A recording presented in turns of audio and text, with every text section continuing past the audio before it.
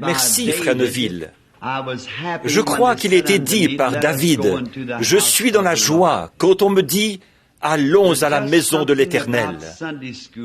L'école du dimanche a vraiment quelque chose de particulier qu'on ne trouve pas dans les autres parties du service, à aucun autre moment de la journée. Nous venons de nous réveiller après une bonne nuit de repos et nous ne nous sentons plus pareils. On est frais et dispo, prêts à attaquer la journée. Maintenant, nous comprenons bien que hier soir, nous avons demandé aux gens s'ils avaient une église à eux, où ils allaient, pendant qu'ils étaient de passage, ou je veux dire, s'ils étaient des membres assidus d'une église, qu'ils devraient aller à leur église à eux ce matin. En effet, comme nous sommes une église interdénominationnelle, nous n'aimons vraiment pas séparer les gens de leur assemblée. On m'a souvent accusé de condamner les autres églises. C'est faux. Je ne condamne pas les autres églises. Ce que je condamne, bien des fois, ce sont des choses sur lesquelles eux, ils ferment les yeux. Mais je ne condamne pas l'Église, ça, c'est certain. Par contre, bien des fois, quand ils enseignent des choses qui sont contraires aux Écritures, alors ça, je le condamne. Et puis, quand ils commettent des actions qui sont des péchés et qu'ils permettent que ces choses se fassent dans leurs églises, ça, je le condamne. Mais jamais, tout comme il a été dit, j'ai beaucoup d'amis assis ici qui sont catholiques. Et jamais je ne condamne les gens qui sont catholiques. C'est la doctrine de l'Église catholique que je condamne, parce que je ne crois pas qu'elle est conforme aux Écritures. Et je ne les condamne pas plus, eux, que je condamne beaucoup des dénominations protestantes, parce que je ne crois pas que la chose est conforme aux Écritures. Et il est de mon devoir de prendre position pour ce qui est la vérité. Voyez, vous savez, Dieu vous appréciera si vous êtes honnête, vraiment sincère. Vous savez, souvent, un homme qui cherche une femme, un homme, un vrai, qui a l'étoffe d'un homme, ce qu'il cherche vraiment, ce n'est pas tant la jeune fille qui a un beau visage, ni rien de ça. Il sait bien que ça va se faner, ça, un de ces jours. Voyez? Il cherche la femme qui est femme de par sa personnalité, une vraie femme. Et si elle est loyale et une vraie femme, cet homme-là va l'apprécier. Peu m'importe combien un homme peut être corrompu et combien il peut fricoter avec des femmes corrompues. Il n'y a pas un seul homme corrompu qui n'appréciera une femme qui prend position pour ce qu'une femme doit vraiment être. C'est vrai. En effet, il apprécie ça. Et c'est pareil pour ce qui est de prêcher la parole. Si un homme s'en tient strictement à ce qu'il croit, non pas.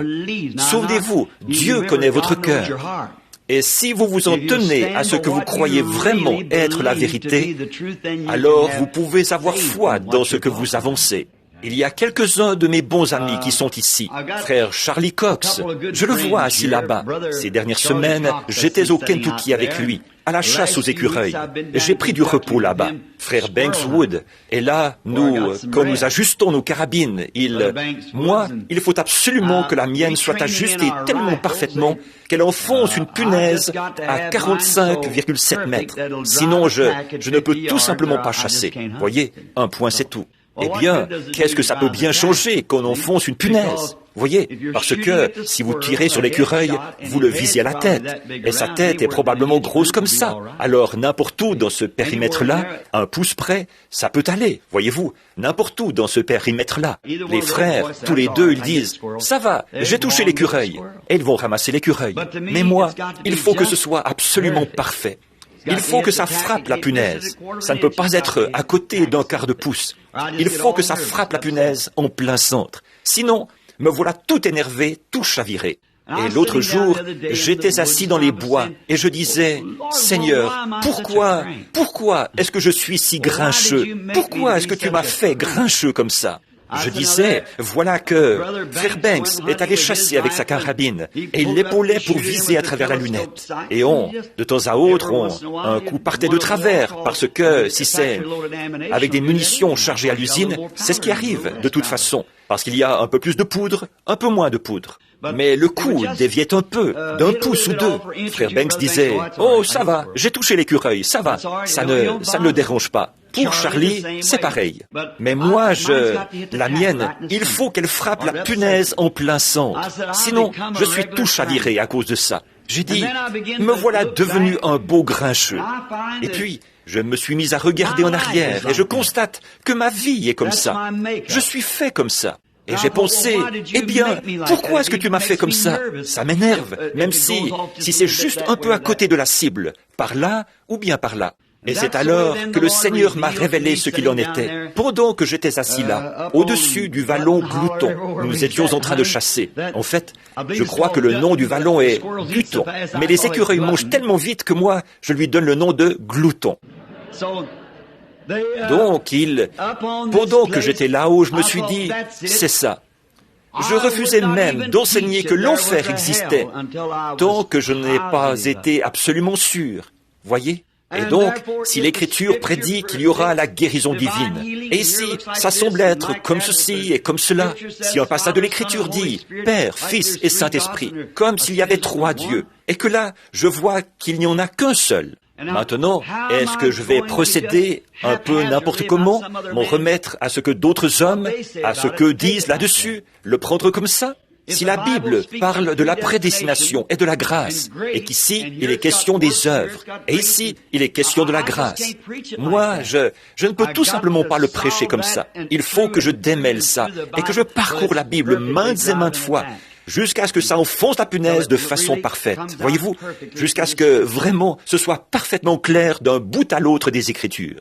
Alors, quand je me tiens là, je peux vraiment avoir foi dans ce que je fais, voyez-vous, de savoir que ce que vous prêchez, c'est la vérité. Voyez? Et alors, si quelqu'un s'oppose à ça, vous avez déjà étudié la chose à fond, assez pour savoir exactement ce qu'il dit, savoir où l'arrêter, voyez-vous, ici même. Voyez? Et c'est comme ça. Dieu nous fait différents les uns des autres, pour que nous puissions tout simplement... C'est pour ça que le monde est comme ça. Mais c'est ce qui fait que je suis ce genre de personne-là, qui s'énerve, qui s'irrite. Il faut que ce soit impeccable. Et je suis très heureux ce soir, aujourd'hui, ce matin, de dire que je sais que le Seigneur Jésus n'est pas mort. Il est vivant et il est présent maintenant même, tout autant qu'il l'était à n'importe quel moment dans le monde, en Galilée ou n'importe où ailleurs. Il est le Fils vivant, ressuscité, omniprésent du Dieu vivant. Et si je ne pouvais pas, si j'enseignais une écriture qui traite d'un Dieu historique, et que je n'étais pas sûr qu'il est ici présent, je serais complètement déboussolé. Ça me rendrait tellement nerveux que je ne saurais pas ce que je fais. Voyez? Et je ne saurais pas quoi dire aux gens. Bon, eh bien, il va faire ceci, ou il va faire cela. Je ne pourrais pas vous dire ce qu'il en est. Je ne sais pas. Mais quand on sait ce qu'il a promis de faire, et qu'on l'a vu le faire, à ce moment-là, on sait à quoi s'en tenir. Voyez? Alors, voyez-vous, là, que Dieu, selon ses grands plans, il savait exactement comment faire chaque personne pour qu'elle ait telle particularité, parce que c'est précisément dans ce but qu'il va l'utiliser. Avez-vous entendu la jeune femme qui était sur l'estrade tout à l'heure, Madame Stricker, qui chantait sans musique? Elle avait un petit machin dans lequel elle soufflait pour trouver son air, sa note, ou le nom que vous donnez à ça. Et elle était capable de se tenir là, à chanter avec une voix très grave. Puis elle a fait monter sa voix, ce « ohé » du navire. Maintenant, il faudrait m'écouter et essayer de faire ça un de ces jours. Ce serait terrible. Mais vous voyez, Dieu savait exactement comment faire cette femme-là, pour qu'elle arrive à faire ça. Et c'est comme ça. Nous sommes tous faits différemment. Si seulement nous pouvions trouver notre position en Christ et demeurer là et le servir. Je vois une petite fille assise ici ce matin, dans un fauteuil roulant. Sois bénie, ma petite. Qu'est-ce qui t'a rendu infirme, ma chérie? La oh, je n'arrive pas à prononcer ce mot-là, que je cherche à le dire. Dystrophie musculaire? Ou le nom qu'on donne à ça? Est-ce que c'est ça, mon trésor, qui t'a rendu infirme? Ou si c'est la polio? La polio. Tu sais, Jésus guérit les petites filles, n'est-ce pas? Tu es une très belle petite fille. Et je crois que Jésus va permettre que tu guérisses. Hier soir, les 2 petites filles qui étaient assises ici, atteintes d'une maladie dont personne au monde ne sait ce que c'est. Leurs petits doigts qui tombent, et leurs petits pieds, ils tombaient. 2 belles petites filles. Et il se trouve que je connais leur mère et leur grand-mère. Et je me suis senti conduit à condamner ce démon qui tourmentait ces petites, assises là, ouvertement. Il y avait je ne sais combien de temps qu'elles étaient en fauteuil roulant. Et hier soir, tout de suite la nouvelle nous est parvenue par le téléphone. Les petites filles sont debout, elles marchent. Vous voyez que le Seigneur Dieu a répandu sa grâce sur elles. Oh, il est si bon vers nous. Nous devrions l'apprécier davantage. Et puis, je réfléchissais, pas plus tard qu'hier soir, après être rentré chez nous, quelques minutes après m'être couché, je réfléchissais. Quand l'âme est sortie d'un homme, qu'en est-il? C'est son être intérieur qui est parti. Il n'est pas mort, il est toujours vivant. Voyez, il vit à jamais. Et nos bien-aimés qui sont passés de l'autre côté de ce voile, ils sont dans un corps dont nous ne savons pas ce que c'est. Ça n'a pas été révélé. Tout est en 3 étapes. Il y a l'étape du corps mortel, du corps immortel, et puis du corps glorifié. Voyez? Tout comme d'autres choses, comme Père, Fils et Saint-Esprit. C'est dans un même canal. Et les 3 sont un. La justification, la sanctification, le baptême du Saint-Esprit, dans un même canal, qui font un seul. Et puis l'âme, le corps et l'esprit, qui constituent un seul être. Ça va par 3, et les 3 sont un. Prenez un morceau de verre à 3 angles et mettez-le au soleil. Il va refléter ses couleurs. Pourtant, les 7 couleurs vont se réduire à une seule. Prenez du rouge et regardez quelque chose de rouge à travers du rouge. Combien savent quelle couleur ça va donner? Blanc. Oui, c'est étrange, n'est-ce pas? Que quelque chose de rouge, à travers du rouge, ça ait l'air d'être blanc. Le rouge, c'est le signe de la rédemption. Et quand Dieu regarde nos péchés rouges à travers le sang rouge de son précieux Fils, ils sont blancs. Donc, mais il faut qu'il les regarde à travers le sang. Sinon, ce sont toujours des péchés. Donc, il faut que nous soyons sous le sang. Et quand l'âme quitte le corps, elle part pour aller dans un lieu de repos, dans un corps qui a la forme et la silhouette de ce corps-ci. Mais ce n'est pas ce genre de corps. Vous rencontrerez vos bien-aimés. Vous ne pouvez pas leur serrer la main. Vous pouvez leur parler, vous pouvez les regarder. Ils ont exactement la même apparence qu'ici. En effet, quand Pierre et Jean et Jacques ont vu Moïse et Élie, ils les ont reconnus sur la montagne de la transfiguration. Mais c'est un corps.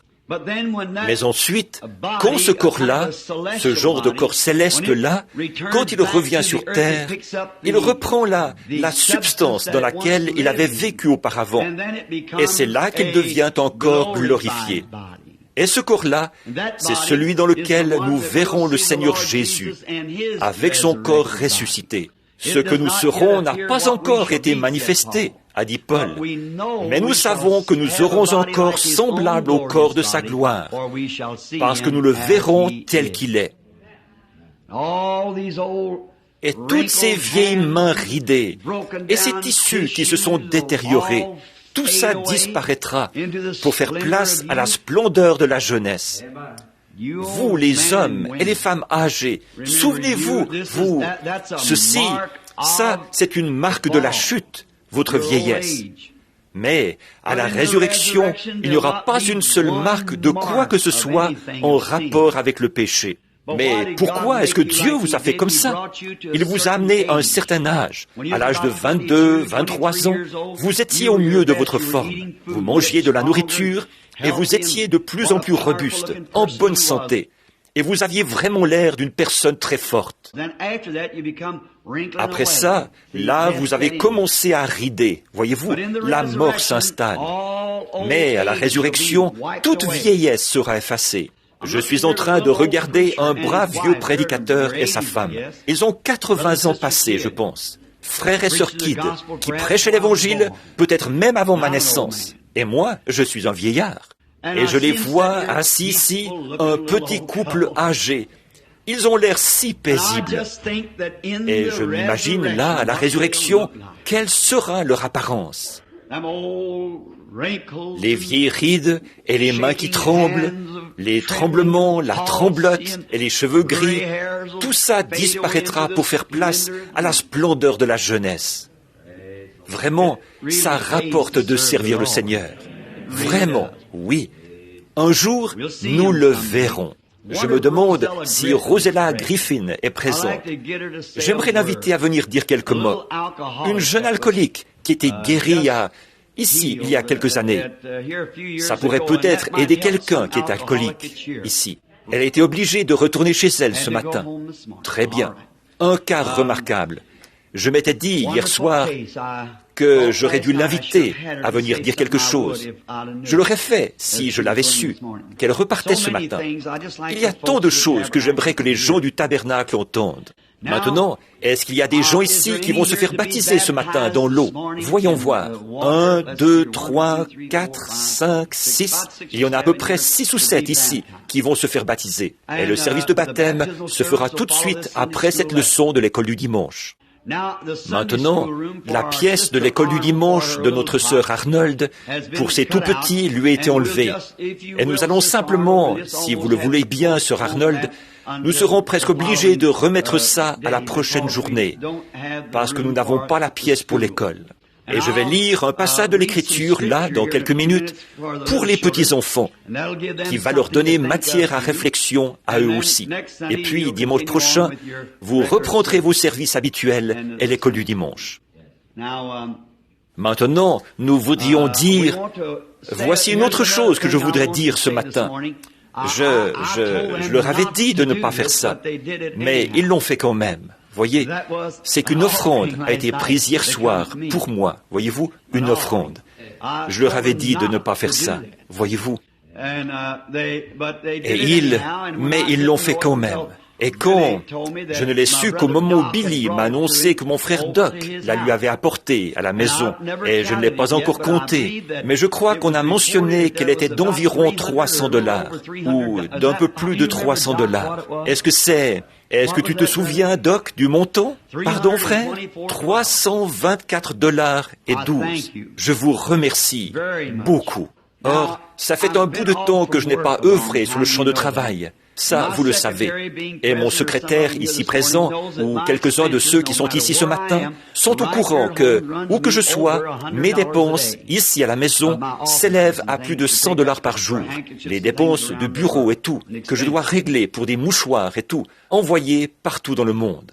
Et je veux dire ceci comme encouragement pour vous ici. Par contre, si on considère le nombre de personnes, c'est l'offrande la plus généreuse que j'ai jamais reçue de ma vie. Est-ce que vous vous rendez compte que ça représente environ $1 par personne, en moyenne? Et la plupart des offrandes, là-bas, sur le champ de travail, sont en moyenne d'environ à peu près 22 ou 25 cents par personne. Mais la moyenne de celle-ci était $1 par personne. En effet, je sais qu'ici, on ne peut pas faire entrer. Ils ne font pas passer le plateau à offrande dehors. Et dans cette petite salle, je doute qu'on puisse entasser plus de 300 personnes. Est-ce que tu sais combien il y a de places assises dans le tabernacle, frère Neville? À peu près 300 personnes. Alors, vous voyez, ça représente environ $1 par personne. Dieu sait combien j'apprécie. Je vous remercie beaucoup et ça va tout de suite être utilisé pour l'œuvre du Seigneur. Je vous remercie pour ça. Et si jamais des gens devaient partir avant ce soir, parce que, quand je suis rentré chez nous hier soir, sur le perron, il y avait une petite boîte comme ceci.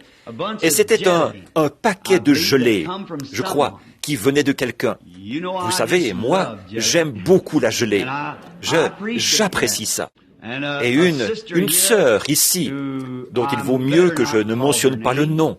C'est une amie intime de la famille qui a laissé un cadeau gage d'amour chez ma mère, pour moi et pour Billy.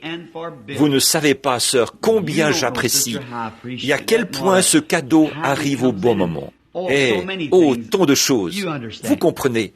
Et je suis sûr que lui, il comprend. Et alors, j'ai vraiment confiance qu'il bénira chacun de vous, infiniment. Je voudrais bien pouvoir aller chez vous, chacun de vous, et rester avec vous pendant un moment et causer avec vous. J'aime beaucoup faire ça. Mais vous savez ce que c'est. On ne s'arrête jamais. On est obligé de se déplacer avec rapidité. Franchement, tout de suite après le service de ce soir, si le Seigneur le veut, je vais quitter l'État, aussitôt le service terminé. Je dois sortir d'ici avant midi, j'ai un rendez-vous à midi, et j'ai un horaire chargé cet après-midi. Et vous savez ce que c'est, on ne s'arrête jamais. Des gens qui sont malades, qui se meurent.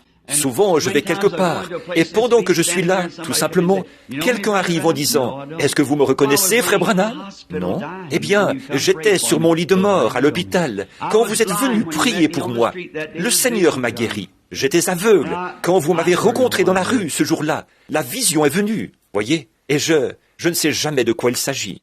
Mais je médite cette pensée merveilleuse, frère Egan, qu'un jour, quand j'aurai prêché mon dernier sermon, que j'aurai prié pour la dernière personne pour laquelle le Seigneur voulait que je prie, et que je rentrerai à la maison au matin de la résurrection. Oh, quel jour ce sera! Quelle joie! Alors que je pourrai me tenir là, quand la reine du midi paraîtra, je verrai quelle influence elle aura eue. Je verrai arriver là Billy Graham, l'influence que lui, il aura eue, Oral Roberts et tous les autres, Sankey, Finney, Moody, Calvin, Knox, et ainsi de suite. Et puis, je verrai arriver mon groupe.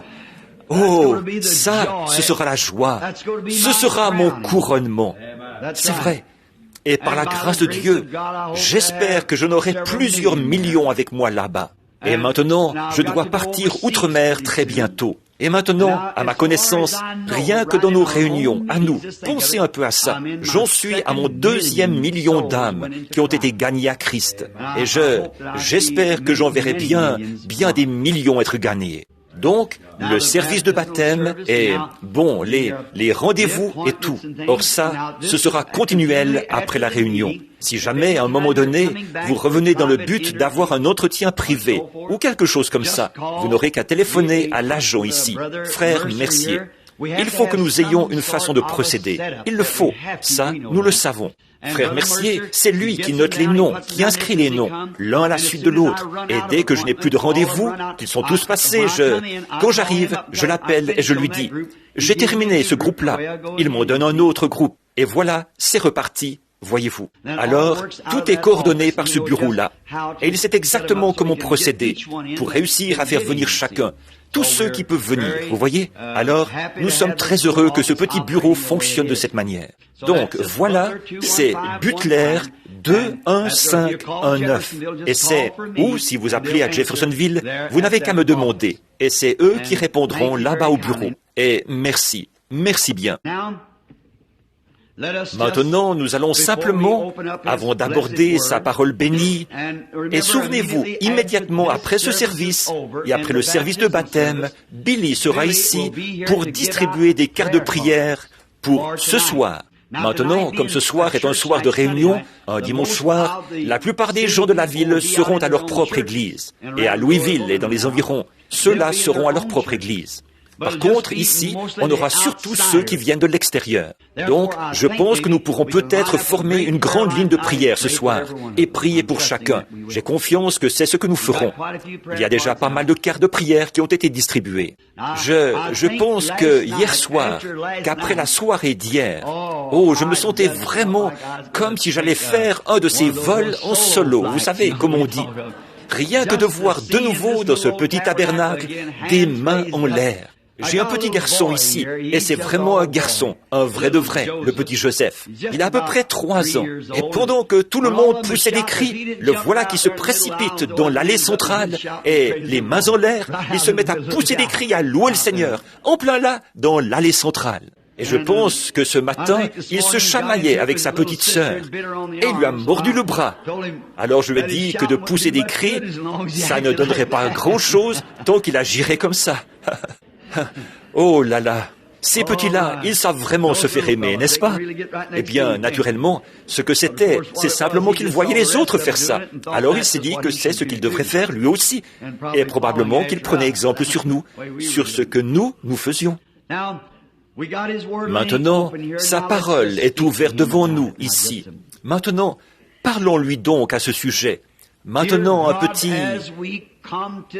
Dieu bien-aimé, nous venons à toi en ce moment, avec respect, tranquillement, avec sérieux et avec foi, en croyant que tu écoutes et que tu exauceras la prière.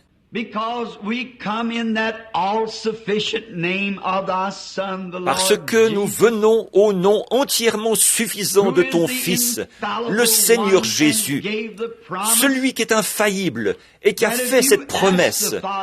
Si vous demandez quoi que ce soit au Père en mon nom, je le ferai.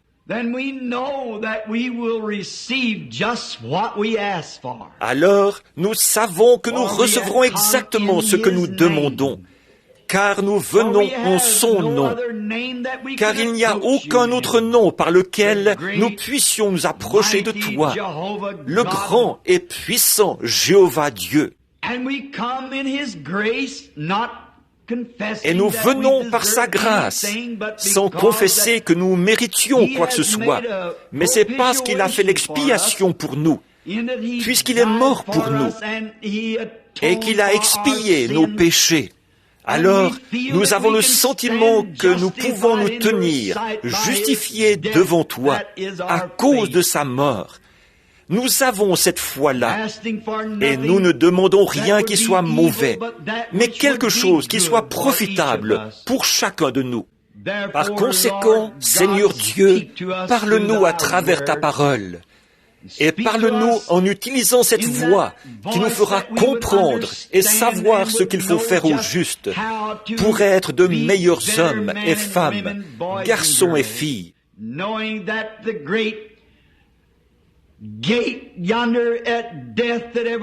Sachons que cette grande porte là-bas de la mort, qu'à chaque battement de notre cœur, nous nous rapprochons d'un battement de cette porte, par laquelle nous entrerons tous.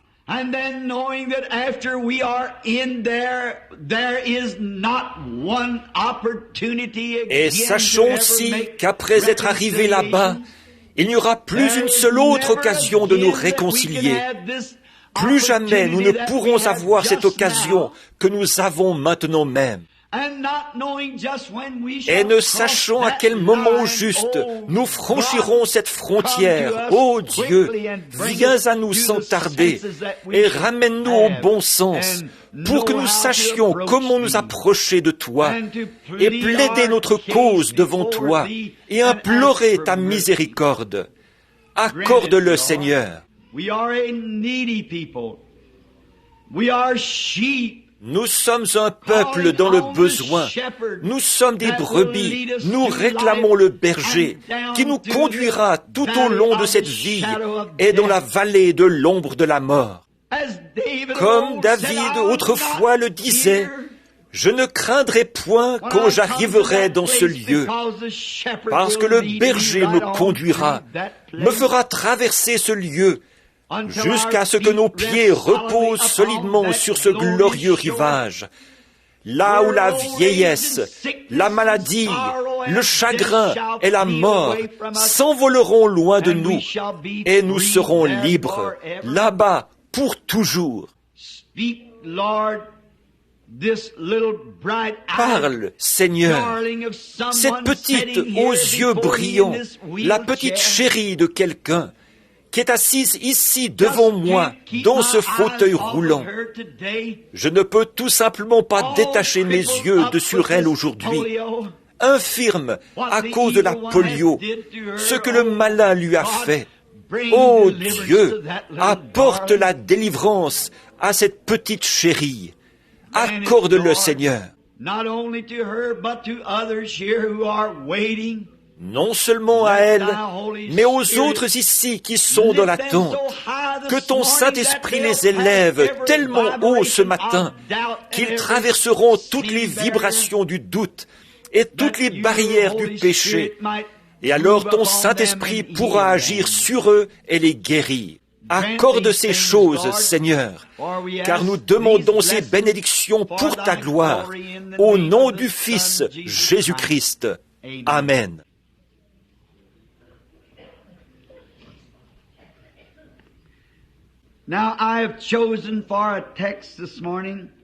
Maintenant, j'ai choisi comme sujet ce matin, et vous les petits, pardonnez-moi de consacrer tout le temps aux adultes et de vous priver de votre classe ici ce matin.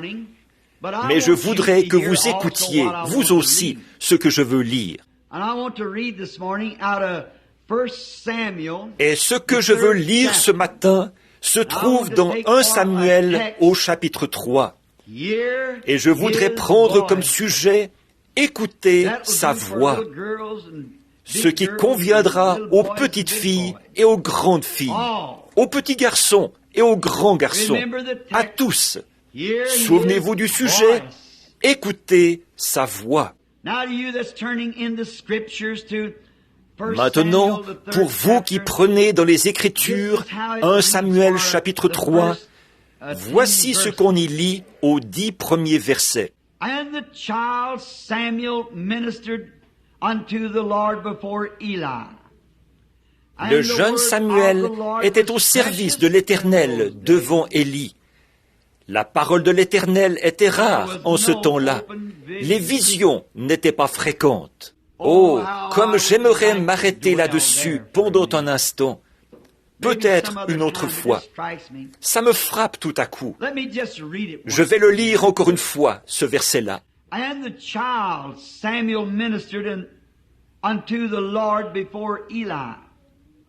Le jeune Samuel était au service de l'Éternel devant Élie.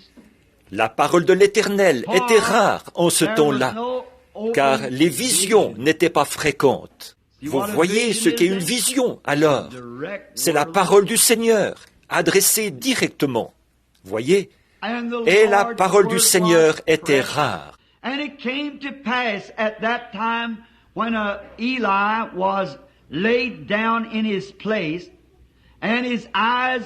En ce même temps, Élie, qui commençait à avoir les yeux troubles et ne pouvait plus voir, était couché à sa place. La lampe de Dieu n'était pas encore éteinte, et Samuel était couché dans le temple de l'Éternel, où était l'arche de Dieu. Alors l'Éternel appela Samuel.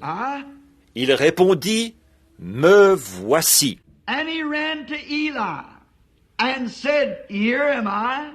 Et il courut vers Élie et dit, « Me voici, car tu m'as appelé. » Élie répondit, « Je n'ai point appelé. Retourne te coucher. » Et il alla se coucher.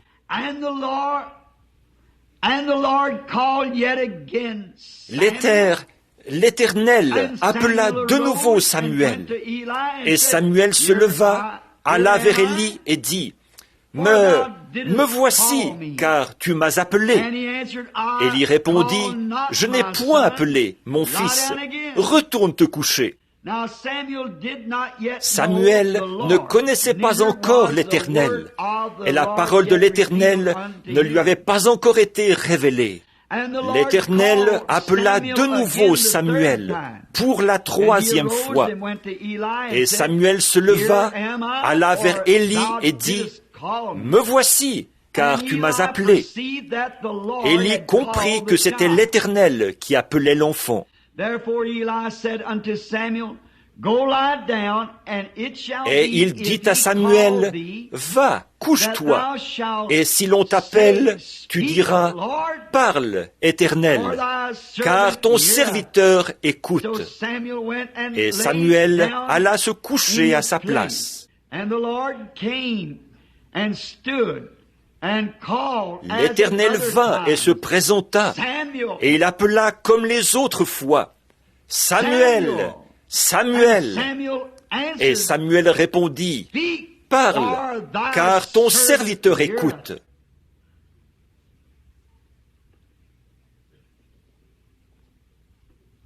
The voice of God. Hearing his voice in that day was a rare La voix de Dieu. Entendre sa voix en ce temps-là, c'était quelque chose de rare. Voyez-vous, il n'y avait pas de vision ouverte. Et c'était quelque chose de rare, la vraie voix de Dieu. Parce que les gens s'étaient éloignés. Ils avaient une église en ce temps-là qui ne suivait pas les commandements du Seigneur. Ils avaient un ministre qui s'appelait Élie. Et ils s'étaient éloignés de Dieu en se contentant d'enseigner les préceptes qui correspondaient à ce que les gens voulaient croire. Voilà bien un tableau comparable à celui d'aujourd'hui. Il se contentait d'enseigner aux gens et il prenait les morceaux de choix. Il laissait ses fils prendre à la fourchette les meilleurs morceaux de chair de l'offrande. Ils en étaient tout simplement au point où l'essentiel était l'offrande.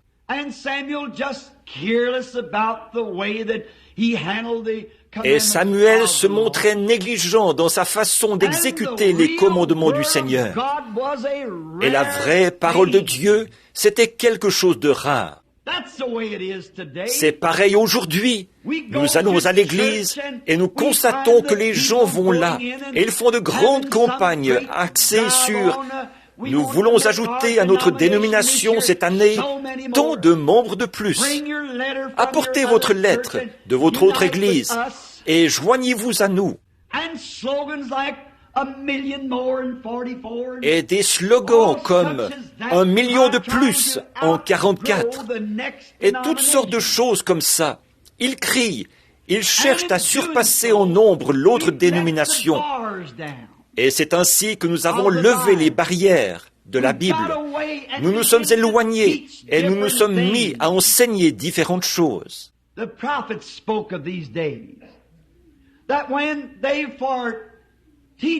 Les prophètes ont parlé de ces jours où, comme enseignement, ils enseigneraient la doctrine des hommes et non la doctrine de Dieu. Et on a tellement vu de ça, et ça dure depuis si longtemps, qu'aujourd'hui, la parole du Seigneur, c'est quelque chose de rare. Quelqu'un qui peut venir et dire « Ainsi dit le Seigneur ». Or, nous avons eu beaucoup d'imitations de ça. Satan est vraiment à l'œuvre. Il y a bien des années, les gens avaient peur de dire ça, à moins que ce soit vraiment le Seigneur. Mais aujourd'hui, ils s'en fichent carrément. Mais c'est quelque chose de rare d'entendre la voix du Seigneur et de trouver une personne qui puisse dire « Le Seigneur m'a parlé ». C'est ce qu'on remarque parmi les gens. On n'entend pratiquement plus à un moment donné quelqu'un qui dira « Le Seigneur m'a parlé ». Alors qu'autrefois, les hommes et les femmes priaient toute la nuit. Leur maison était mise en ordre selon le livre du Seigneur. Et Dieu avait la première place dans leur foyer. Voyez-vous, nous laissons passer trop de choses avant le Seigneur. On ne peut pas faire la réunion de prière parce qu'il y a Monsieur Godfrey ce soir. On ne peut pas faire la réunion de prière parce qu'il y a Nous aimons Suzy ce soir. Ou quelque idiotie du genre qui nous prend notre temps. Alors, nous n'avons pas le temps d'écouter la voix du Seigneur. Et ceux qui prétendent être chrétiens, ils se contentent de s'agenouiller, de faire une petite prière comme ceci, une petite prière maison comme « Seigneur, bénis-moi et bénis ma famille et prends soin de nous. Bonne nuit. » Et le lendemain matin, ils se lèvent et disent « Guide-nous tout au long de la journée. Bonne journée. »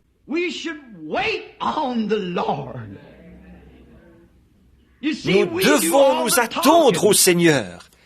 Voyez-vous, c'est nous qui parlons tout le temps.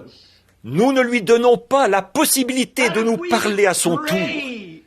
Alors que si nous prions, et que nous prions jusqu'à ce que notre âme entre dans la présence de Dieu, et qu'ensuite nous nous détendions et que nous écoutions sa voix. Mais il y a tellement de voix aujourd'hui qui nous éloignent de la voix du Seigneur. Il y a la voix du plaisir. Tant de gens écoutent celle-là. Alors ils vont quelque part passer de bons moments. Et beaucoup d'entre eux font profession d'être chrétiens. Une espèce de spectacle de rock'n'roll va avoir lieu. Ils ne peuvent vraiment pas écouter ce qui est saint. Ils disent, eh bien, je suis chrétien. Il faudrait que je lise un verset de la Bible aujourd'hui. Oui, Jésus pleura. Avec ça, c'est classé. On continue son chemin. Mais pour ce qui est de vraiment s'agenouiller et prier, ils ont trop d'autres choses à faire. Il y a tellement de voix dans le monde, tellement de choses qui détournent notre attention de sur Dieu.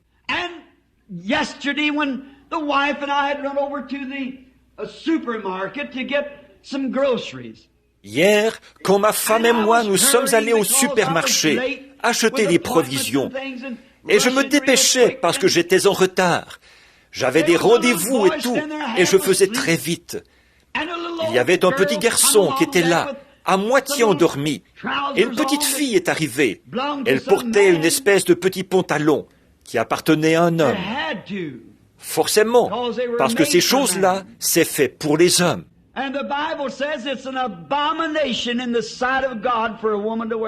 Et la Bible dit que c'est une abomination aux yeux de Dieu qu'une femme porte ça.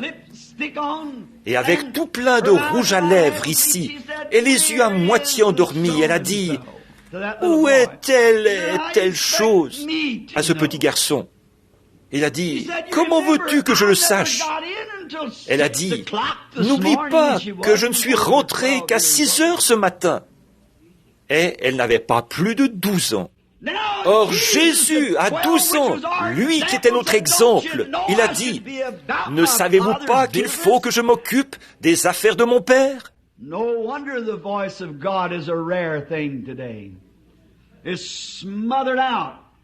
Ce n'est pas étonnant que la voix de Dieu soit quelque chose de rare aujourd'hui. Elle est étouffée par tant de voix différentes, par tant de choses qui estompent et qui éloignent. On en est au point où tout ça engourdit nos sens, si bien que nous ne pouvons pas écouter la voix de Dieu.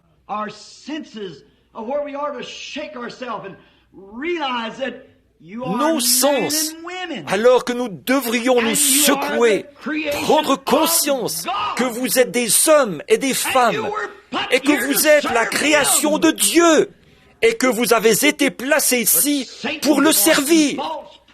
Mais la voix de Satan et des faux prophètes, oh, soyez à la mode.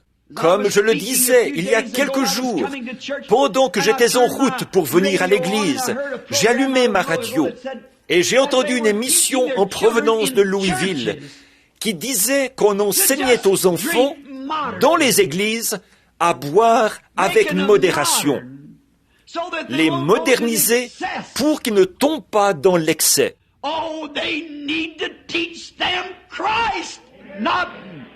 Oh, ce qu'il faut, c'est qu'on leur enseigne Christ, pas à boire. Cette chose-là, ça va démolir, détruire et damner n'importe quel foyer. Comment la voix de Dieu pourrait-elle parler dans une famille où on est à moitié sous au whisky et avec la pensée paralysée par le tabac et l'alcool et d'avoir fait la bombe toute la nuit? Les hommes qui s'attendent à Dieu entrent dans sa présence. Et entrer dans la présence de Dieu, c'est comme de sortir tôt le matin, quand il y a la rosée et que les chèvrefeuilles sont odorants.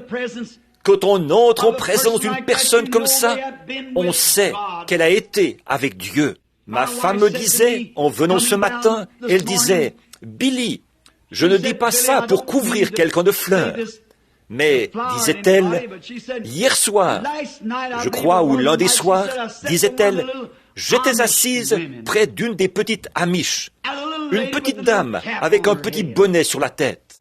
Elle disait, et on voyait que cette femme avait été avec Jésus, car elle était douce, son âme était sereine, ses yeux étaient clairs. Il n'y avait aucun péché, ni rien à cacher derrière, ni quoi que ce soit. Elle avait été dans la présence de Dieu. Ses sens n'étaient pas engourdis par le whisky, par le tabac et par toutes sortes de choses de ce monde. Elle avait été rafraîchie par la présence de Dieu. Elle lisait sa Bible. Elle étudiait la parole de Dieu. Mais nous, les Américains modernes, qu'est-ce que nous faisons?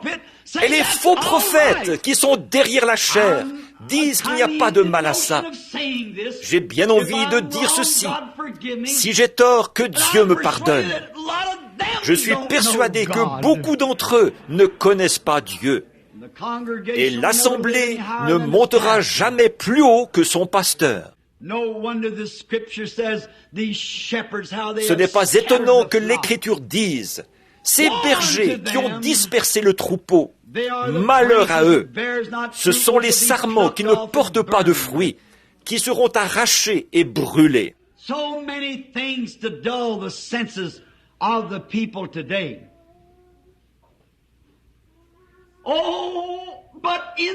Tant de choses engourdissent les sens des gens aujourd'hui. Oh, mais au milieu de tout ça, malgré tous les engourdissements et toutes les voix qu'il y a dans le monde aujourd'hui, quelques-unes d'entre elles, des voix de plaisir, quelques-unes d'entre elles sont des voix de péché pour attirer les gens par la ruse. Mais malgré tout ça, la vérité de Dieu demeure encore aujourd'hui. Celui qui écoutera ma voix et qui viendra après moi. Les hommes et les femmes qui écouteront la voix de Dieu. Dieu attend toujours de parler à chaque individu qui ouvrira ses oreilles pour écouter la voix de Dieu. Si un homme, quel qu'il soit, un pasteur, bien des fois les gens disent, ne pourriez-vous pas faire ceci? Ne pourriez-vous pas faire un saut à tel endroit? Ne pourriez-vous pas faire ceci?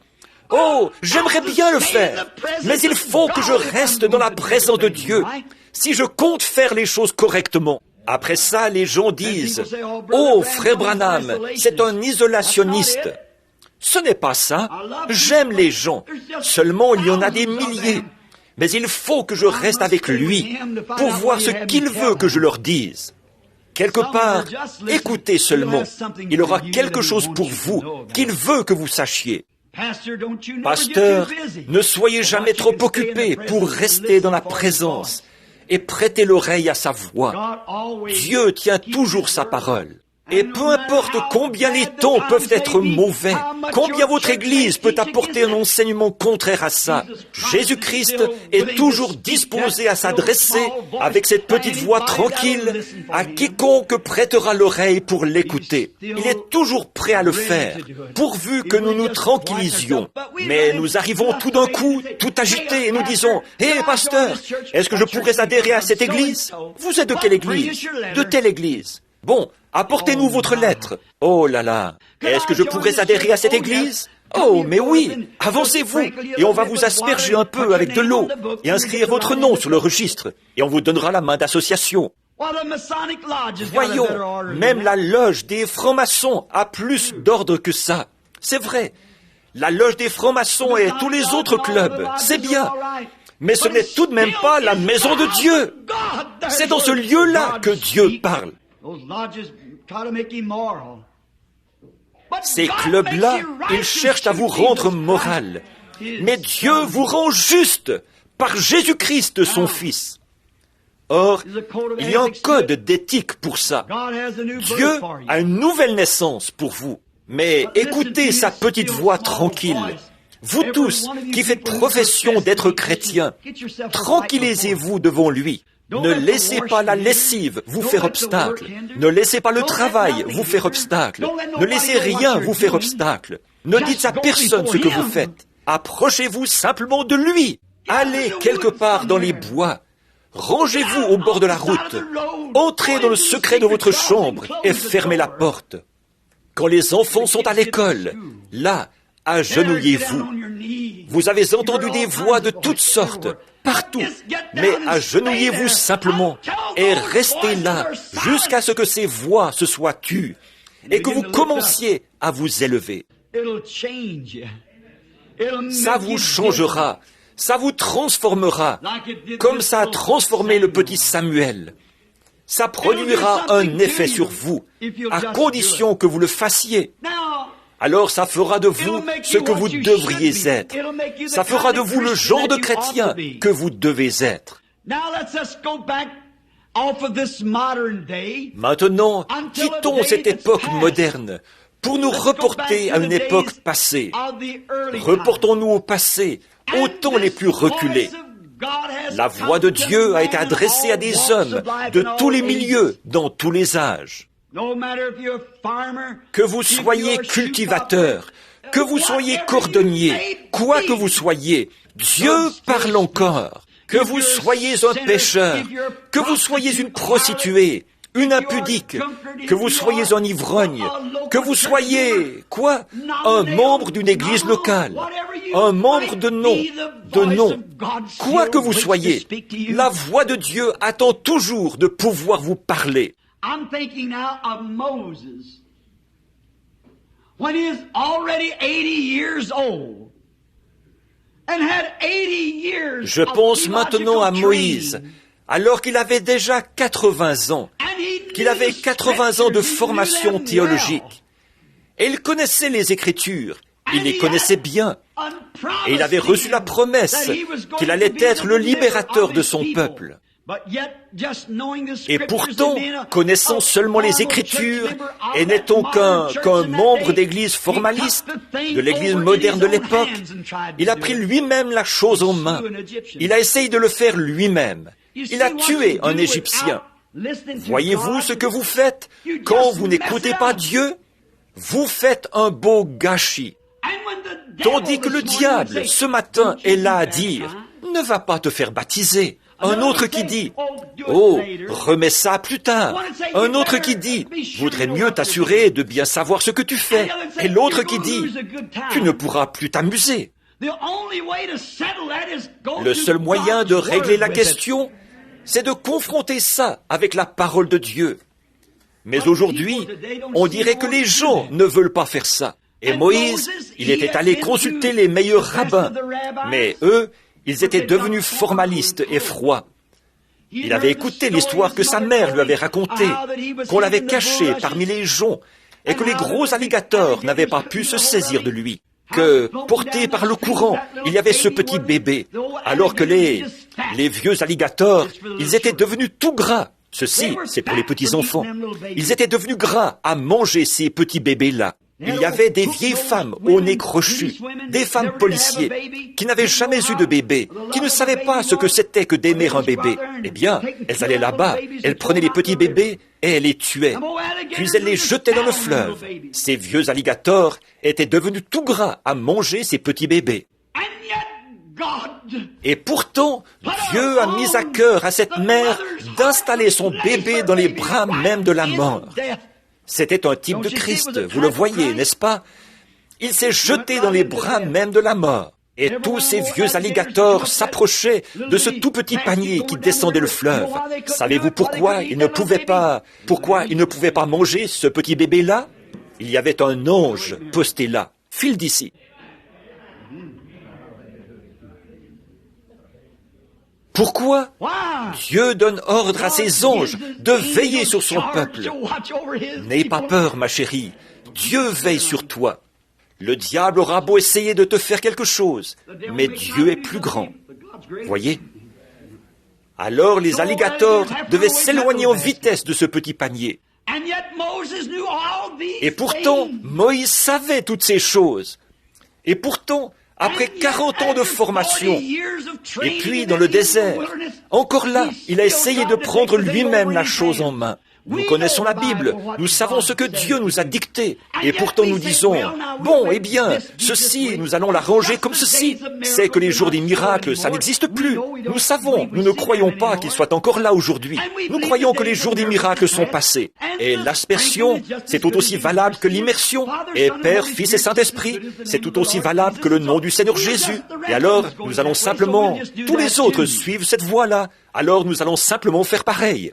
Moïse avait été un militaire, et il s'est dit qu'avec le genre de formation qu'il avait reçu comme militaire, il allait simplement pouvoir lever la main sur les Égyptiens et les tuer.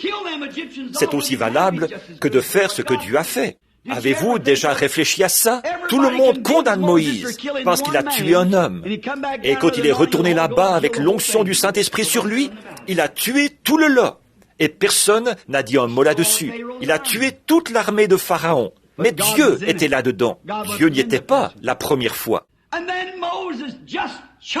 Et donc, Moïse, gonflé à bloc avec sa théologie d'église, il allait être le prochain Pharaon. Et nous voyons qu'il ne connaissait toujours pas Dieu.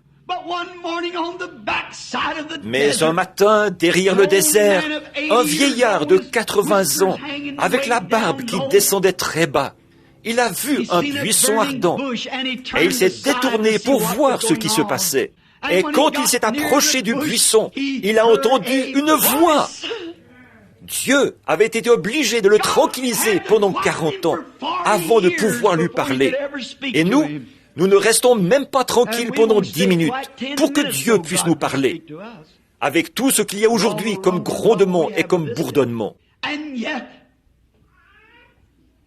Et pourtant, Moïse, après 40 ans, il s'est tenu là, et en présence de ce buisson et de cette voix qu'il a appelée, il en savait plus sur Dieu après 5 minutes qu'il n'en avait appris en 80 ans de formation. Ça a fait de lui un homme transformé. Ça fera de vous un homme et une femme transformés, pourvu que vous restiez tranquille assez longtemps pour écouter sa voix, comme Samuel l'a fait. Restez tranquille, ne vous énervez pas. S'il y a quelque chose que vous désirez recevoir de Dieu, demandez-le lui. Ensuite, restez tranquille et écoutez. Voyez ce qu'il en dira. Ouvrez simplement votre cœur. Dites, qu'est-ce que tu en dis, Seigneur Jésus? Restez là. S'il ne répond pas au bout des 5 premières heures, alors attendez encore 5 heures. S'il ne répond pas aujourd'hui, alors il répondra demain. S'il ne répond pas cette semaine, il répondra la semaine prochaine. Restez là jusqu'à ce qu'il réponde. Écoutez sa voix répondre dans votre cœur. Dire, oui, je suis l'Éternel qui te guérit. À ce moment-là, l'affaire est classée. Pour vous, c'est réglé à ce moment-là. Vous voyez? Je suis l'Éternel qui pardonne tous tes péchés. Maintenant, va et ne pêche plus. Je ne te condamne pas. À ce moment-là, vous pouvez repartir libre. Tout va bien pour vous. Mais vous devez être bien certain d'avoir entendu cette voix vous parler. Moïse l'a entendu. Il a été un homme changé. Considérez Ésaïe, le prophète. C'était un jeune homme dont l'avenir était assuré. Le grand roi Osias, qui avait été favorisé à l'époque, c'était un homme juste, un homme bon. Il aimait Ésaïe, car il savait qu'il était prophète. Et alors, celui-ci se reposait sur le roi. Tout ce qu'il désirait, eh bien, Osias le lui donnait. Chaque fois qu'il désirait quelque chose, eh bien, le bon roi le lui donnait. Mais à un moment donné, le roi est mort. La prospérité, ça détruit toujours les gens. C'est une déclaration brutale. Mais la prospérité éloigne l'homme de Dieu.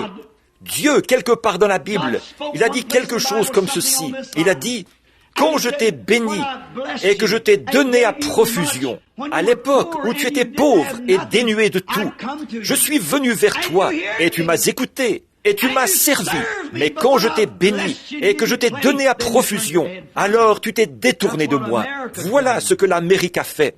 Elle s'est détournée.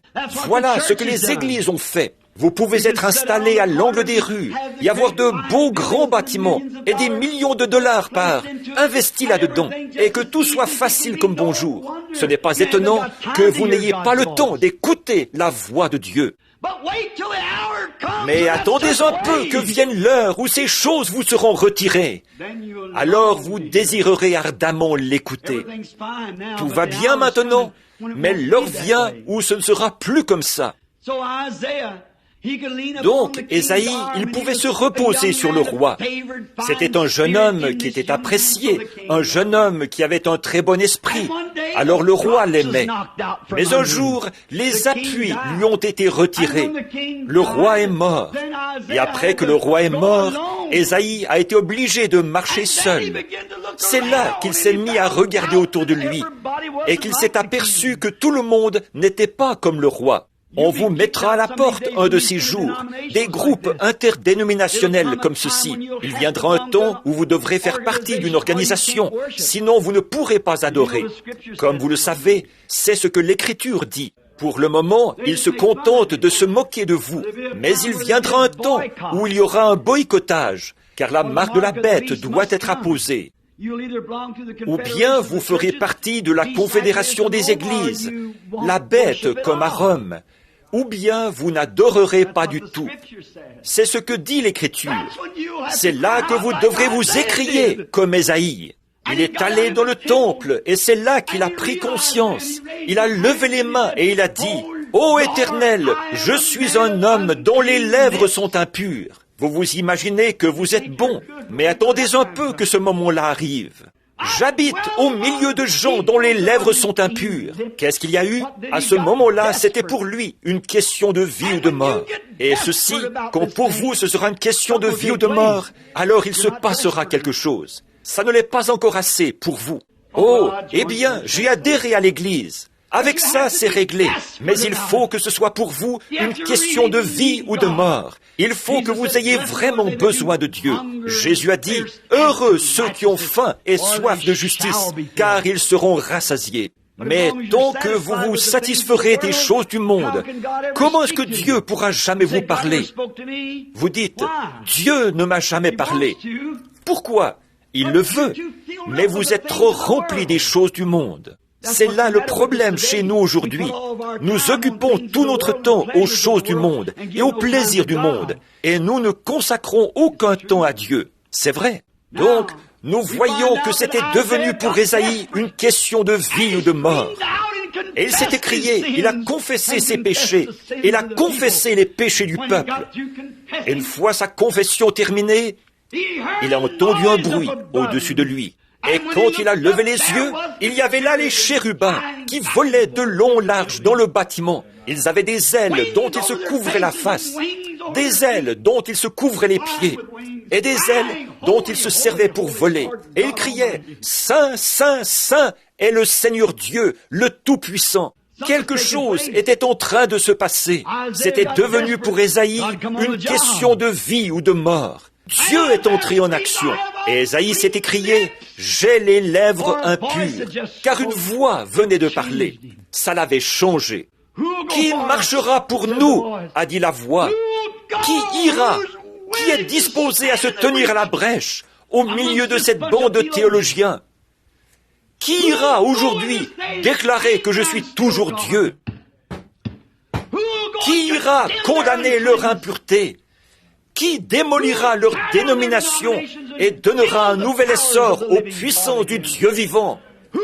Qui ira? Ésaïe a dit, « Seigneur, avant de pouvoir y aller, je dois être transformé. » Il devait être débarrassé de ses petites peurs et de ses agitations. Il en sera de même pour chaque individu que Dieu appellera. Vous devez naître de nouveau, être changé et renouvelé. Pas une imagination, mais dans votre cœur, quelque chose qui se produit réellement. Et l'un des anges, si vous demandez, vous recevrez. L'un des anges est allé à l'autel d'airain. Il a pris les pincettes, il a étendu le bras et il a pris une pierre du feu ardent. Il a volé vers Ésaïe, il a mis cela dans sa bouche. Il a dit, « Maintenant tu es pur, va, prononce la parole. » Ésaïe était changé après avoir entendu cette voix. Et puis, dans les dernières années de sa vie, il a écrit une Bible complète. Il a commencé à la Genèse et il a terminé dans l'Apocalypse. Il y a 66 livres dans la Bible. Il y a 66 chapitres dans Ésaïe. Pourquoi? Parce que c'était devenu pour lui une question de vie ou de mort, au moment où il en avait vu le besoin plus que jamais. Daniel à Babylone, comme nous en parlions hier soir, il avait résolu qu'il ne se souillerait pas avec les doctrines de Babylone. Mais un jour, là-bas, Daniel avait un besoin, et il savait que ce qu'il voulait, c'était entendre la voix de Dieu. Bien qu'il ait eu les Écritures, mais il avait besoin d'entendre la voix de Dieu. Et il est descendu à tel et tel fleuve. Il n'est pas descendu là et tout bonnement laissé son char là, s'agenouiller dans les joncs et dire « Seigneur Dieu, je voudrais t'entendre me parler. Où es-tu » Non, ce n'est pas la manière de procéder. Ésaïe était parti avec son char et les conducteurs. Il était descendu au fleuve et il les avait renvoyés. Il allait rester là tant qu'il n'aurait pas entendu. Voilà la manière de faire. Là, c'était pour lui une question de vie ou de mort. Il a fallu qu'il s'éloigne complètement de tous les soldats, de tous les astronomes, de tous les sages, de tous les docteurs en théologie, de tous ceux qui cherchaient à lui dire « Quant à ceci, fais ceci, Daniel. Fais ceci, Daniel. » Mais il s'est éloigné de tout ça. C'est ce que vous devez faire, vous aussi. Il est allé au fleuve et il est resté là-bas pendant 21 jours, à lutter avec l'ange du Seigneur. Mais on nous dit qu'il a regardé au-dessus des eaux. Il a vu un ange qui se tenait là, avec un pied sur la terre et sur la mer. Celui-ci a levé les mains et il a juré par celui qui vit au siècle des siècles que quand les choses que Daniel avait vues s'accompliraient, il n'y aurait plus de temps. Il avait été retenu pendant 21 jours à cause du mal qu'il y avait dans le pays. Et s'il avait été retenu pendant 21 jours à cause du mal qu'il y avait dans ce pays-là, à l'époque de la Perse, combien de temps le serait-il aujourd'hui? Combien de temps pourrait-il être retenu? Mais cette foi immortelle, cette faim et ce désir dans le cœur humain, qui ne dira pas non à Dieu, mais qui tiendra bon jusqu'à ce que Dieu parle du haut des cieux. Ceci, cet évangile, ce n'est pas quelque chose qu'on peut prendre à la légère. Ce n'est pas quelque chose qui se prend à la légère. Il faut que ça frappe la punaise 10 fois sur 10. Il faut que ce soit parfait. Sinon, ce n'est pas correct et ça ne marchera pas. Il faut que ce soit parfait. Daniel a prié. Nous voyons dans la Bible, vers le chapitre 8, le chapitre 7 ou 8 du livre des Actes, qu'il y avait un petit pharisien, un arriviste, qui s'appelait Saul.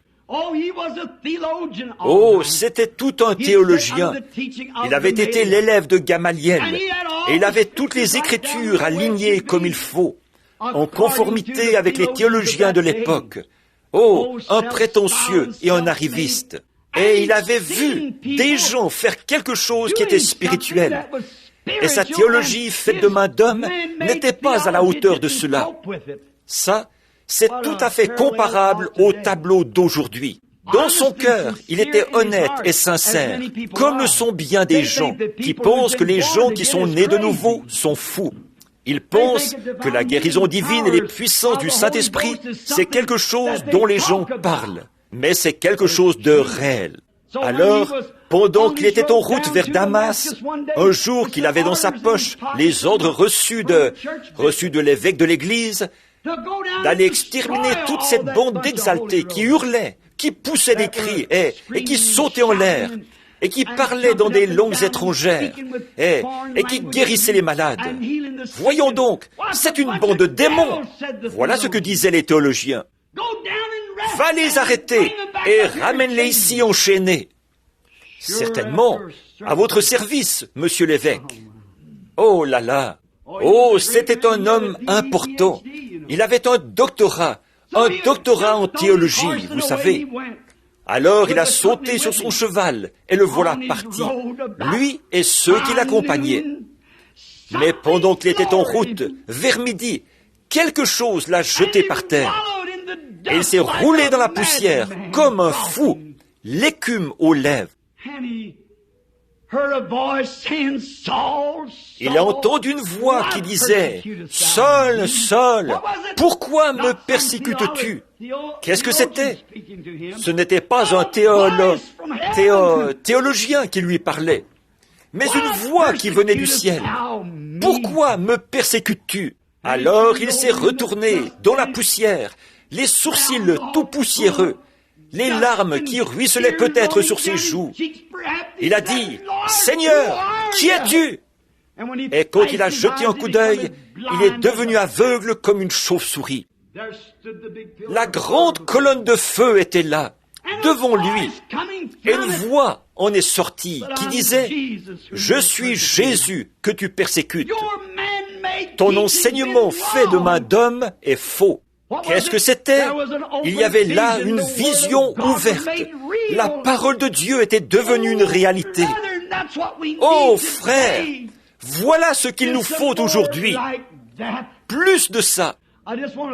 Je veux remercier le Seigneur.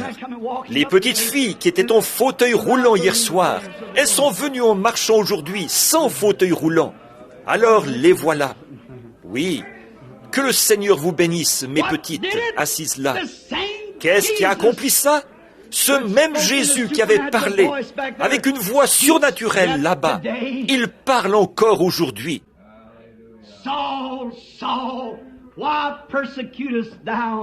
Saul, Saul, pourquoi me persécutes-tu? Saul a été un homme changé, et les gens devraient être changés aujourd'hui, alors qu'ils peuvent voir et entendre la voix du Dieu vivant parler comme il l'avait fait quand il marchait en Galilée. Oh, certainement. Saul, Saul, pourquoi me persécutes-tu? Qu'est-ce qui a produit cet effet? Est-ce qu'il l'a emmené à un séminaire pour lui enseigner une nouvelle théologie? Non. Qu'est-ce qu'il a fait? Il lui a parlé. Il y avait là une voix littérale qui parlait à travers une nuée. Qu'est-ce que c'était? Ce même Dieu qui avait tonné sur le mont Sinaï.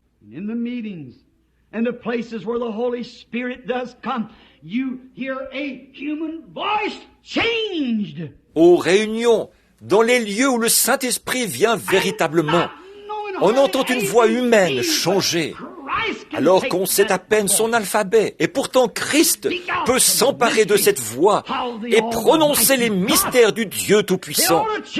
Ça devrait changer tous les hommes et toutes les femmes qui sont assis en présence de ça. J'ai entendu une voix, a-t-il dit. Oh, nous sommes dans un tel assoupissement. J'espère qu'il ne faudra pas rendre ça encore plus clair. Mais nous sommes dans un tel assoupissement dans nos églises, dans notre théologie, dans notre manière de penser, dans notre manière de vivre, que nous n'entendons pas cette voix quand elle parle. Oh, disent-ils, il se pourrait que ce soit de la télépathie. Il se pourrait, vous savez, il se pourrait que ce soit ceci, cela ou autre chose. Qu'est-ce qui se serait passé si Moïse avait dit, « Dis donc, je me demande si c'était un démon qu'il y avait dans ce buisson. » Moïse ne s'est pas posé de questions. Il avait entendu la voix. Si vous dites, « Oh, il se pourrait que ce soit seulement ma conscience qui me dit ça. » Si vous êtes un enfant de Dieu, vous saurez que c'est sa voix. Mes brebis entendent ma voix. Mes brebis entendent ma voix. Elles le sauront. Il y en a eu un autre qui s'appelait Pierre, qui avait été sauvé et qui, en plus, avait été rempli de l'Esprit. Mais il voulait continuer à s'accrocher aux traditions des anciens. Tout ce qu'il était prêt à reconnaître, c'est ce qui se trouvait ici dans la parole. Un jour, sur le toit, alors qu'il voulait observer les traditions de pas de viande, ne pas manger de viande, et les sabbats, et ainsi de suite, beaucoup de bonnes personnes cherchent encore à s'accrocher à ce genre de choses. Un jour, pendant qu'il était sur le toit, il a entendu une voix qui disait « Ce que j'ai purifié, ne le regarde pas comme impur. » Oh Dieu, je voudrais bien qu'il s'empare d'une bande de prédicateurs de cette vallée et qu'il leur dise que nous ne sommes pas fous, que nous ne sommes pas des exaltés de la racaille. C'est l'Esprit du Dieu vivant. Et les hommes et les femmes sont ivres de sa bonté. Ce n'est pas de la sorcellerie, ni de la télépathie mentale. C'est l'Esprit du Dieu vivant. Détachez-vous de vos traditions, les anciens, et écoutez la voix du Dieu vivant. Ça vous changera. Vous ne deviendrez pas l'un de leurs persécuteurs. Vous voudrez être l'un d'entre eux. Si vous pouvez franchir les barrières de toutes vos doctrines, en arriver au point où vous pourrez flotter jusque dans sa présence là-bas, alors il se passera quelque chose. Vous ne croirez pas que les jours des miracles sont passés. Vous croirez qu'ils sont là, maintenant même, parce que c'est sur vous qu'un miracle se sera opéré, bien sûr, pour changer un homme. C'est ce que la voix de Dieu fait toujours. Elle change des hommes et des femmes et fait d'eux ce qu'ils devraient être. Non pas ce que les écoles et les professeurs en ont fait, mais ce pourquoi Dieu les a façonnés. La voix qui parle. J'ai entendu une voix. Oh, j'aimerais entrer dans des expériences personnelles. Et vous, combien vous aimeriez vous reporter à des témoignages personnels? Beaucoup d'entre vous, les hommes et les femmes qui ont entendu sa voix. Je me rappelle l'avoir entendu quand j'étais tout petit garçon, dans les montagnes du sud du Kentucky. J'avais pensé que c'était un oiseau perché sur un arbre, mais l'oiseau s'est envolé. Il a dit, « N'aie pas peur, c'est que tu vas partir d'ici un jour et tu vas habiter près d'une ville appelée New Albany. » J'ai entendu sa voix quand il m'a dit, « Ne fume pas, ne bois pas et ne souille pas ton corps avec les femmes et tout. Tu auras une œuvre à accomplir quand tu seras plus âgé. » Oh, il est encore le même, Seigneur Dieu! Et vous l'entendez, heure après heure, vous parler, dans votre toute petite chambre, dans votre chambre de prière, se présenter devant les auditoires et alors prononcer ces choses visiblement devant les gens. La voix de Dieu, elle était rare du temps de Samuel. Elle est encore plus rare aujourd'hui, car il n'y avait pas de vision ouverte. Pierre a écouté la voix, et c'est ce qui a changé toute sa théologie. Il est allé tout droit vers les gens des nations, qu'il avait considérés comme une bande d'illettrés, de déchets. Mais c'est la voix de Dieu, non pas son enseignement, c'est la voix du Dieu vivant qui l'a changé.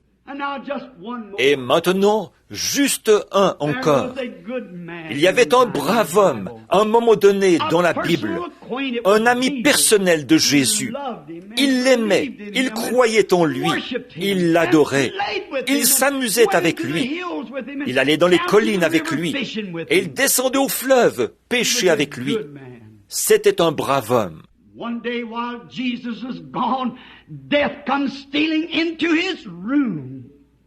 Un jour, pendant que Jésus était parti, la mort s'est glissée dans sa chambre. Il avait quitté la vieille église orthodoxe, lui et ses charmantes sœurs, Marthe et Marie. Ils étaient sortis de là parce qu'ils l'aimaient et qu'ils croyaient qu'il était le Messie. Et c'est ainsi que l'Église les avait tout de suite excommuniés. Ce jeune homme est tombé tellement malade qu'il en est mort. Et il y avait déjà 4 jours qu'il avait été enterré. À quoi serviraient alors les enseignements théologiques? À quoi servirait alors son Église? Mais il y avait là la voix de Dieu sur terre, et il a parlé à Lazare. Et Lazare, un homme qui était mort et en décomposition dans la tombe, il a entendu sa voix, et il est sorti, il est revenu à la vie. Autrefois, j'étais mort par mon péché et par mes offenses. Vous étiez mort par votre péché et par vos offenses. Mais c'est la voix de Dieu qui a dit, « Venez à moi, vous tous qui êtes fatigués et chargés, je vous donnerai du repos. » J'ai vu la voix parler à l'infirme, le remettre d'aplomb. J'ai vu la voix de Dieu parler à l'aveugle, et ses yeux se sont ouverts. Aux mourants, accablés par le cancer, aux lépreux, et je les ai vus redevenir bien en chair, en parfaite santé de nouveau. Je l'ai vu parler aux alcooliques, aux névrosés et aux déchets, aux gens des bas-fonds. Et ils sont devenus des dames et des gentlemen et des saints du Dieu vivant, parce que la voix de Dieu avait parlé. C'est elle que nous voulons entendre aujourd'hui. Je vais conclure en disant ceci. Il viendra un temps, alors que votre âme errante aura été retirée de votre corps et qu'elle aura atteint sa destination quelque part, ou bien errante là-bas dans les ténèbres, ou bien dans le sein de Dieu. Cette voix parlera de nouveau. Et la Bible dit que tous ceux qui sont dans les sépulcres entendront sa voix et en sortiront. Les uns ressusciteront pour la honte et l'opprobre perpétuel. Les autres ressusciteront pour la joie et la paix perpétuelle. Ce matin est peut-être le moment où vous allez prendre votre décision, à savoir si vous allez écouter ce que dit la télévision, ce que dit le journal, ce que disent les théologiens, ou bien ce que Dieu dit. Je vous déclare à vous, les gens qui sont ici, n'écoutez pas ce que qui que ce soit peut dire, mais seulement ce que Dieu dit. Attendez-vous à cette petite voix tranquille, et il vous changera. Vous dites, j'aimerais bien croire, frère Branham, je voudrais bien pouvoir croire, je voudrais bien pouvoir faire certaines choses, mais vous ne le pouvez pas. Pourquoi? Vous ne restez pas tranquille assez longtemps. Vous ne parvenez pas à ce lieu-là où tous les doutes sont disparus. Quand vous entrerez dans ce lieu-là où les doutes auront disparu, alors vous serez libre et vous pourrez entendre la voix de Dieu vous parler. Mon enfant, je suis ton sauveur. Mon enfant, je suis ton guérisseur. Tu n'es pas obligé de faire ces choses-là. Je suis mort afin que tu sois libre. Mais tant que tu es en bas ici, dans cette vibration où tu te mêles à toutes sortes de voix, éloigne-toi vite de toutes ces voix.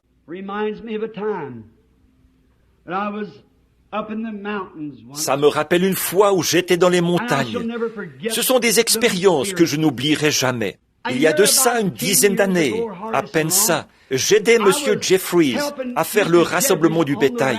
À l'époque, on faisait transporter les blocs de sel par les chevaux. Je les emportais à certaines pierres à lécher, à des endroits où je pouvais les laisser et le bétail saurait venir là. C'était très loin, à presque 112 kilomètres de la civilisation, où je veux dire, c'était un trajet de 48 kilomètres, 56 kilomètres, peut-être 64 kilomètres, jusqu'à Gremlin, dans le Colorado, jusque là où on arrive à une petite ville d'environ 7 ou 800 habitants. J'avais mon cheval et je l'avais déchargé des sacoches. Et nous cherchons le bétail en regardant avec des jumelles. J'avais attaché mon cheval à une branche et le reste de la file était derrière lui. En effet, le cheval qui porte les ballots est le premier. Et je suis monté dans les collines et c'était vraiment beau. C'était le printemps. Et je promenais le regard sur les vallées, je regardais les petites ondes d'eau là-bas au lointain. Pendant que je regardais, c'était au milieu de l'après-midi. J'ai vu quelque chose qui m'a touché. J'ai vu une vieille mère qui allait chercher ses bébés dans son nid, une vieille aigle. Et elle a voleté au-dessus d'eux jusqu'à ce qu'elle les ait fait monter sur ses ailes. Ils étaient déjà sortis du nid auparavant. Mais elle les a emmenés dans la vallée. Ils n'avaient encore jamais été là-bas. Ils en étaient encore à apprendre à voler. Alors, elle les a déposés là. Et ils se promenaient ça et là, et ils picoraient sur l'herbe. Ils se bousculaient maladroitement. Ils n'avaient pas le moindre souci du monde. Et pendant que j'étais assis là, je me suis dit, ça c'est vraiment comme un groupe de chrétiens qui croient réellement. Ils n'ont aucun souci. Pourquoi est-ce qu'ils n'avaient aucun souci? Ils n'avaient absolument rien à craindre, parce que leur maman était remontée là-haut, se percher sur un rocher pour veiller sur eux. Oh, ça change tout. Quand vous vous mettez à penser, qu'est-ce que le pasteur un tel va en penser si jamais je reçois le Saint-Esprit? Qu'est-ce que l'évêque un tel va en dire? Je m'en fiche de ce qu'ils disent. Jésus est mort. Il a escaladé les remparts de la gloire. Et il est assis dans les cieux des cieux. Rien ne va vous faire du mal. Il a l'œil sur le passereau. Et je sais qu'il veille sur moi et qu'il veille sur vous. Alors, Quand venait un coyote, s'il en venait un ou quelque chose qui dérangerait un de ses petits, eh bien ils ont intérêt à ne pas faire ça. Elle peut soulever un coyote dans sa main, dans ses pattes, l'emporter à une altitude de plusieurs milliers de pieds et le lâcher tout simplement. Il se désintégrerait dans les airs. Rien ne va faire du mal à ses petits. Elle va y veiller. Rien ne va vous faire du mal. N'ayez pas peur de prendre Dieu au mot. Détendez-vous simplement. Ayez la foi. Et croyez. Il veille sur vous. Il désintégrera tout ce qui cherche à vous faire du mal. Oh, ça pourrait vous attaquer, mais ça ne peut pas vous faire de mal. Car toute chose, il permet qu'elles arrivent. Il ne peut pas en être autrement, car elles concourent au bien de ceux qui aiment le Seigneur. Aucun mal ne peut vous atteindre. Et donc, au bout d'un moment, un orage s'est levé. Et quand l'orage a éclaté, il se manifeste tout d'un coup.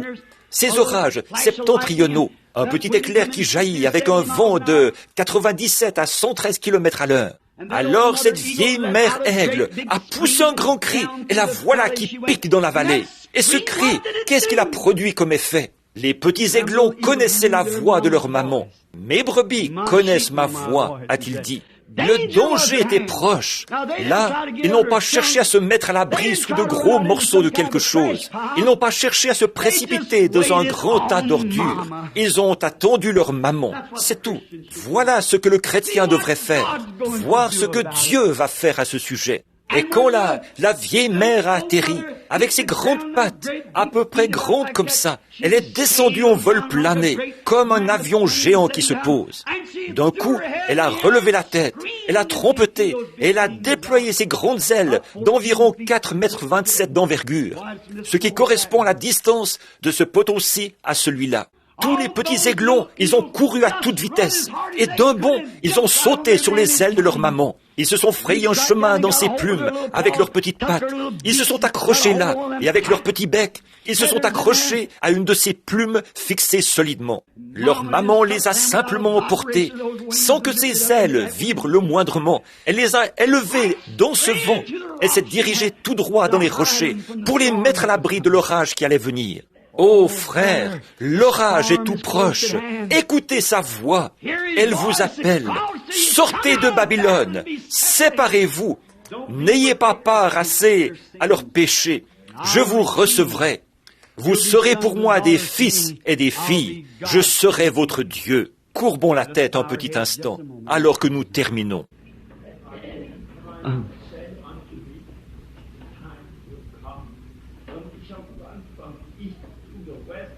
From the north to the south, to hear the word of the Lord, and to shout find it.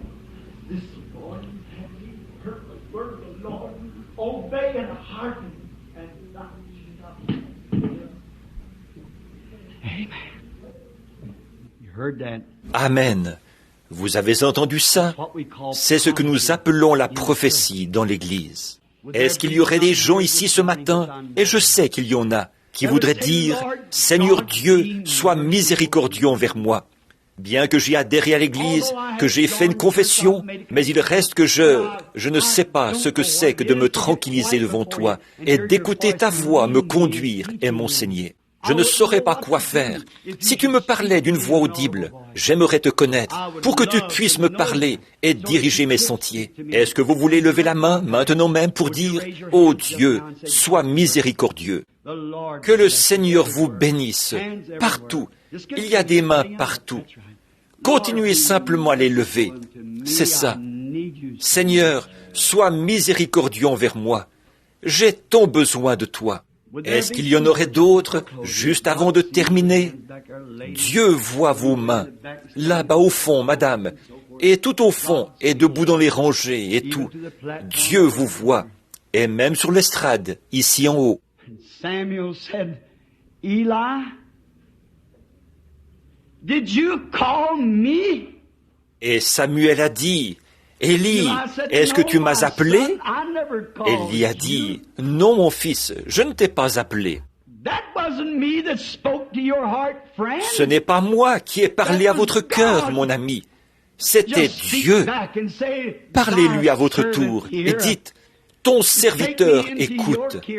Prends-moi sous ta garde aujourd'hui, ô Dieu, que je sois dès ce jour entier à toi. Eternal God, lover of the soul, creator of all things. Dieu éternel, amant de l'âme, créateur de toutes choses, alors que cette petite voix tranquille de Dieu, qui a parlé à Samuel, qui a parlé à Saul, qui a parlé à Pierre, qui a parlé à Daniel et à Ésaïe le prophète, et tout au long des âges, voilà qu'elle a de nouveau parlé ce matin dans le tabernacle. Il y a peut-être une trentaine, une quarantaine, ou peut-être une cinquantaine de mains, de pécheurs et de membres d'église, et de gens qui sont en proie aux agitations, qui ont levé la main. Beaucoup d'entre eux étaient ici hier soir. Ils ont écouté ta voix se faire entendre de façon audible. Et maintenant, ce matin, cette même voix parle au fond de leur cœur. Ils ont levé la main vers le ciel. Ils disent qu'ils ont tort et qu'ils veulent marcher droit. Tu as dit dans ta parole que nul ne peut venir à moi si mon Père ne l'attire premièrement. Et tous ceux qui viendront, je leur donnerai la vie éternelle et je le ressusciterai au dernier jour. Tu l'as promis, Père. Maintenant, en tant que ton serviteur, nous te prions de donner à ceux qui ont levé la main la vie éternelle et la joie éternelle. Et puissent-ils vivre pour toi tous les jours de leur vie, et au bout du chemin, du voyage de cette vie, entrer dans les joies du Seigneur. Accorde-le, Père. Nous le demandons au nom de Jésus et à cause de Jésus. Amen.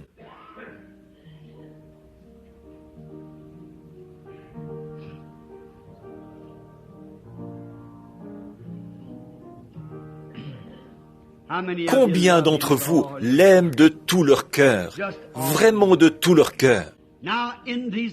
Maintenant, dans ces petits lieux comme ici, j'ai dépassé un peu le temps prévu. Mais la Bible dit que nous sommes assis ensemble dans les lieux célestes en Jésus-Christ. Le Saint-Esprit vient, il pénètre dans la parole, il descend dans l'auditoire. Et on peut le voir quand il envahit les gens, qu'il les change. Comme je l'ai dit, je crois aux émotions, bien sûr. Mais vous, Voyez-vous, les émotions ne vous changent pas. Les émotions doivent pénétrer à l'intérieur, jusqu'à ce qu'elles touchent le côté moral de votre être. C'est ça qui vous change, d'un être rempli de péché. Un pécheur, qu'est-ce que c'est? Un incroyant. Il y a de nombreuses personnes aujourd'hui qui ont une licence en lettres, qui ont un doctorat en philosophie, un doctorat en droit, toutes ces lettres attachées à leur nom, mais qui sont quand même des pécheurs. Ils connaissent la Bible, de la Genèse à l'Apocalypse. Ils prêchent en chair, mais ils sont quand même des incrédules. La Bible dit, celui qui ne croit pas est déjà jugé. Demandez à l'un d'eux s'il croit que le Saint-Esprit, c'est pour aujourd'hui. Mais bien sûr que non. Et la guérison divine, croyez-vous que c'est pour aujourd'hui? Mais bien sûr que non. Alors, il est un incroyant. C'est vrai. Si le Saint-Esprit est en vous, est-ce qu'il ne témoignera pas de sa propre parole? Et si l'Esprit qui est en vous témoigne de choses qui sont contraires à ce que Dieu a déclaré être vrai, ce n'est pas l'Esprit de Christ. Vous pouvez peut-être faire partie de l'Église de Christ, mais vous ne lui appartenez pas, à lui, tant que votre esprit ne dit pas Amen à chaque promesse que Dieu a faite. Et quand il a promis, Pierre a dit le jour de la Pentecôte, il a dit « Repentez-vous, chacun de vous, et soyez baptisés au nom de Jésus-Christ pour la rémission de vos péchés, et vous recevrez le don du Saint-Esprit. » Si votre esprit dit que c'était pour une autre époque, qu'est-ce que l'Écriture dit? Car la promesse est pour vous, les Juifs, pour vos enfants et pour ceux qui sont au loin, les gens des nations, en aussi grand nombre que le Seigneur notre Dieu les appellera. La même promesse. Il a dit, je suis le cep, vous êtes les sarments. Et si telle était la doctrine du sarment, du premier sarment, le deuxième sarment devra avoir la même doctrine. Et la même doctrine produira les mêmes résultats. Et chaque sarment qui apparaîtra sur le cep produira la même chose. Je suis heureux ce matin. Je suis si heureux de savoir que l'Esprit du Dieu vivant parle encore et s'adresse encore aux gens et confirme sa parole. Nous allons passer au service de baptême dans quelques instants. Si vous avez été aspergé, arrosé ou immergé autrement qu'au nom du Seigneur Jésus-Christ, vous êtes invités à relever le défi, à venir dans l'eau. Maintenant vous dites, « Frère Branham, vous n'allez pas me dire. » Oui, frère. Dans la Bible, il n'est pas question d'aspersion. Il n'y a aucun endroit dans la Bible où qui que ce soit ait jamais été aspergé. Maintenant, souvenez-vous de ceci. Toute la semaine, à cette chaire, je l'ai demandé. Trouvez-moi un passage où une seule personne dans la Bible ait jamais été aspergée pour la rémission de ses péchés, ait jamais été arrosée pour la rémission de ses péchés, ou ait jamais été baptisée par immersion au nom du Père, Fils, Saint-Esprit pour la rémission de ses péchés. Jamais une seule personne n'a été aspergée, arrosée ou baptisée au nom du Père, Fils, Saint-Esprit dans toute la Bible, de la première à la dernière page. Non, monsieur. Il y a eu des gens, à un moment donné, qui s'étaient fait baptiser par Jean-Baptiste. Ils n'avaient été baptisés dans aucun nom. Ils s'étaient fait baptiser par le même homme qui avait baptisé Jésus. Mais Paul, quand il les a rencontrés dans Acte 19, il leur a dit qu'ils devaient venir se faire rebaptiser au nom de Jésus-Christ, sinon ils ne pourraient pas encore recevoir le Saint-Esprit. Quand Pierre a rencontré des gens qui avaient reçu le Saint-Esprit avant même d'avoir été baptisés, il leur a ordonné de se faire baptiser au nom de Jésus-Christ et il est resté avec eux jusqu'à ce qu'il l'ait fait. C'est vrai, mon ami. Je sais que beaucoup de gens disent « Bon, Frère Branham est un Jésus seul ». C'est faux. Je crois les Écritures, c'est tout. Je ne fais partie d'aucune des dénominations. Et de toute façon, les Jésus seuls, ils ne baptisent pas comme ça. Ils baptisent seulement au nom de Jésus. La Bible dit le Seigneur Jésus-Christ. Il y a beaucoup de Jésus, mais un seul Seigneur Jésus-Christ. Voyez, Christ, c'est le Messie. Voyez, et c'est bien vrai. Et maintenant, mes amis, maintenant, vous qui êtes ici ce matin, qui n'avez jamais été baptisés comme ça, puisse la petite voix tranquille de Dieu parler au plus profond de votre âme. Et en dépit de ce que l'évêque, de ce que l'Église, de ce que n'importe qui d'autre peut en dire, venez obéir au Seigneur. C'est l'ordre que je vous donne. Et maintenant, frère Neville va aller dans cette pièce-ci, se préparer pour le service de baptême. Et ceux qui s'occupent des préparatifs, quelques-uns des anciens, vont y aller avec moi. Je vais vous y rejoindre dans une minute. Mais je voudrais que les gens qui doivent s'avancer le fassent maintenant. Pendant que nous allons chanter, la voix du Seigneur m'appelle. Je le suivrai. En dépit de l'Église, je le suivrai. En dépit de tous, je le suivrai jusqu'au bout. Que les hommes se dirigent vers cette pièce-ci et que les femmes se dirigent vers cette pièce-ci pendant que nous chantons maintenant. Ensuite, nous allons terminer la réunion officiellement dans un petit instant là. Très bien. Tous en chœur maintenant. I can hear my Savior calling. Maintenant, les hommes vont par ici, les femmes par là. Tu sais que quelques-unes des femmes accompagnent ces femmes, s'il vous plaît. I can hear my Savior. Qu'est-ce que vous avez entendu, sa voix? Take my cross and follow me where ye. Maintenant, est-ce que vous êtes vraiment sérieux?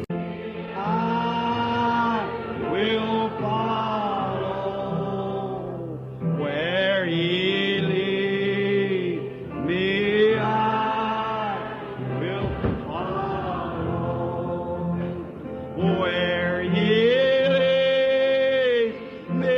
I will follow. I'll go with him.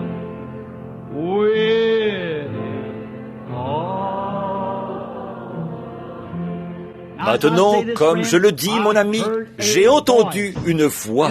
Et si ce que cette voix a dit ne correspond pas à la voix de Dieu, qui est ici, ce n'est pas la bonne voix. Mais mes brebis connaissent ma voix. Qu'est-ce qui fait que vous venez? Voici la raison pour laquelle vous venez. C'est parce que votre nom a été écrit dans le livre de vie de l'agneau avant la fondation du monde. La Bible dit,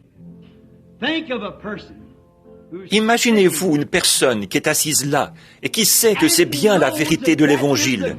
Et pourtant, il y a quelque chose qui la retient, de savoir que peut-être son nom n'y a pas été écrit. Que faire alors? C'est en vain qu'il m'honore. Voyez-vous, en vain. Oh, vous dites, je suis un homme loyal. Je suis loyal. Ça n'a absolument aucun rapport. C'est en vain qu'il m'honore, en enseignant comme doctrine des commandements d'hommes. Je vous ai dit qu'il n'y a personne qui a été aspergé, arrosé ou baptisé au nom de Père, Fils, Saint-Esprit dans la Bible. Faites une recherche, trouvez-moi ça. Si ça s'y trouve, venez me montrer ça sur l'estrade ce soir. Donc, si on vous a baptisé comme ça, alors vous suivez une tradition d'homme. Et si quelqu'un vous dit, eh bien, vous vous avancez, vous faites votre confession, et c'est là que vous recevez le Saint-Esprit. C'est faux. Ça, c'est une doctrine faite de main d'homme. Il y a un faux baptême d'eau. Il y a un faux baptême du Saint-Esprit. Le diable imite ça parce qu'il est religieux. Caïn, son père était religieux. Comme nous l'avons vu, la semence du serpent continue à avancer. Et la semence de la femme, par Christ, continue à avancer. Mais nul ne peut venir si mon Père ne l'attire. Maintenant, pensez un peu à ça. Des personnes sont assises ici ce matin. Vous savez que vous avez reçu un faux baptême, conforme à un credo d'homme, et non conforme à la Bible, et que votre première naissance confessionnelle est fausse. Comment pourrez-vous jamais être dans le vrai, à moins de revenir prendre un bon départ? Vous souvenez-vous, cette semaine, ce que j'ai prêché? Il n'en était pas ainsi au commencement. Maintenant, et si vous entendez une voix qui vous parle, c'est Dieu. Ça, parce qu'elle s'aligne sur l'Écriture. Sinon, alors, il y a une voix qui est fausse, qui vous parle. Mais la voix qui est la bonne, elle vous dira de suivre les règles de la Bible. Pas question d'asperger, de verser de l'eau, de quoi que ce soit de faux. Prenez carrément position et suivez les règles de la Bible. Faites-le, mes amis, même si ça vous coûte tout ce que vous avez.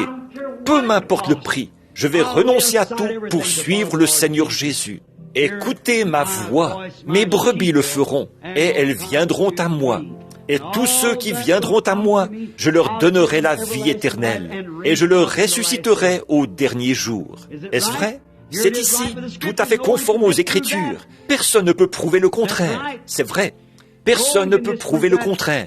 C'est ici, avec la puissance de l'Esprit, en train de faire les mêmes choses que Jésus avait faites. Le voici, photographié, la même colonne de feu en action, les mêmes fruits, le même esprit, avec la même émotion, la même action, les mêmes signes, les mêmes prodiges. Voilà, écoutez la voix de Dieu ce matin. Et la voix a dit, Samuel. Il a dit, oui Seigneur, me voici. Voici ton serviteur. Voici ton serviteur, je te suivrai. Que Dieu bénisse cette dame.